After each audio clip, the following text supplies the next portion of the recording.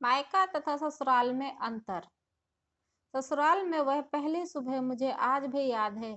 कितनी घबरा कर मैं उठी थी, यह सोचती हुई कि कहीं देर ना हो जाए। सब न जाने मेरे बारे में क्या सोचेंगे। केवल एक रात ही तो नए घर में कटी थी, इतना सब कुछ बदल गया जैसे आसमान में उड़ती चिड़िया को किसी ने मोती के लालच देकर पिंजरे में कैद कर लिया हो। शुरू के कुछ दिन तो यूं ही गुजर गए।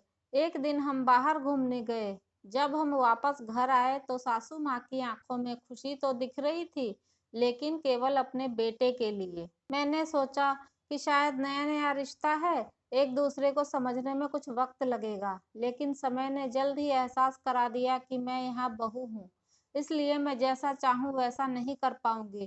कुछ कायदा और मर्यादा है जिसका मुझे पालन करना होगा, जैसे कि धीरे धीरे बात करना, धीरे से हंसना, सबके खाने के बाद खाना खाना।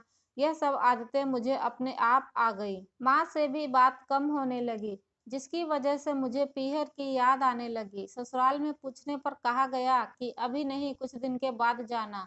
जिस पति ने शादी के समय कहा था कि आपकी बेटी पास में ही तो है, कभी भी आ जाया करेगी, उसके भी सुर बदल गए। अब मुझे धीरे धीरे यह समझ में आ गया था कि शादी कोई बच्चों का खेल नहीं है। इसमें केवल घर नहीं बदलता, पूरी जिंदगी बदल जाती है। अब मैं कभी भी उठकर अपने पीहर नहीं जा सकती, यहाँ तक कि पीहर वालों को भी मुझसे मिलने के लिए पूछ कर आना पड़ता है।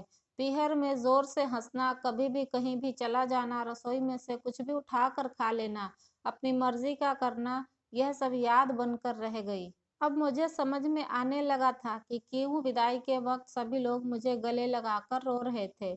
असल में मुझसे दूर होने का एहसास उन्हें हो रहा था, लेकिन एक और बात थी जो उन्हें अंदर ही अंदर परेशान कर रही थी कि अब जिस सच्चाई से मुझे इतने दिन दूर रखा गया है, वह सच्चाई मेरे सामने आने वाली थी। पापा का यह झूठ कि मैं उनकी बेटी नहीं बेटा हूँ, अब और दिन नहीं छुप पाएगा, जो कि उनकी सबसे बड़ी चिंता थी कि अब उनका बेटा, जिसको कभी भी बेटी होने का एहसास नहीं कराया गया था, जीवन के इतने बड़े सच से सामना करने जा रही थी।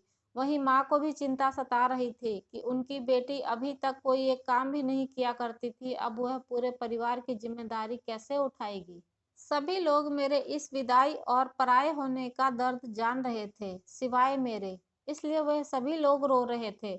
आज मुझे समझ आ गया कि उनका रोना गलत नहीं था। यह हमारे समाज का नियम ही है कि एक बार बेटी डोली में विदा हो गई तो वह उस घर के लिए केवल मेहमान ही बनकर रह जाती है, फिर कोई चाहे कितना क्यों ना कह ले।